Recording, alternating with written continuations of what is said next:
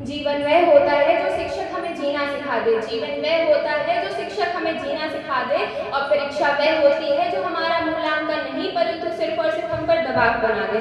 सभागार में उपस्थित परम आदरणीय निर्णायक मंडल, शिक्षकगण एवं मेरे सभी प्रतिभागी साथियों को मेरा स्नेह भरा सुप्रभात। आज की इस वाद विवाद प्रतियोगिता का विषय, क्या परीक्षा ही विद्यार्थियों का सही मूल्यांकन कर सकती है? मैं प्रस्तुत विषय पर अपने विचार विपक्ष में प्रकट करने हेतु यहाँ उपस्थित हूँ। महोदय, मैं अपने तर्क प्रस्तुत करने के पहले अपने प्रतिभागी साथियों से यह पूछना चाहती हूँ कि उन्होंने प्रस्तुत विषय पर अपने विचार पक्ष में प्रकट करने का सोच भी कैसे लिया?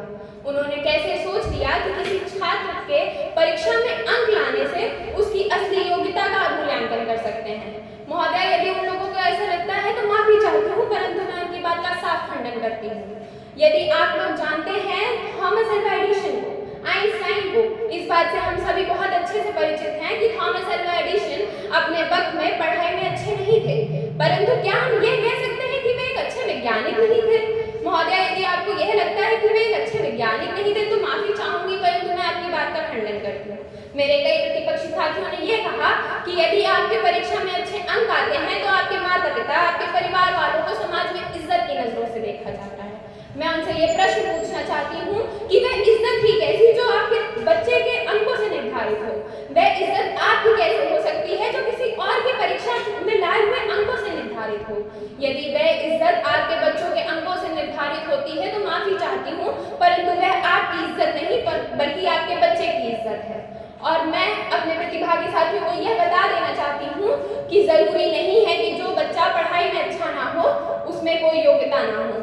महोदय, आज के इस युग में हम सभी जानते हैं न जाने कितने छात्र पढ़ाई छोड़कर क्रिकेट, फुटबॉल, बास्केटबॉल ऐसे खेलों में अपना समय दे रहे हैं। तो क्या इसका मतलब यह है कि यदि वे पढ़ने में अच्छे नहीं हैं तो वे किसी खेल में अच्छे नहीं हो सकते? यदि आपको ऐसा लगता है तो महोदय ये बात साफ गलत है।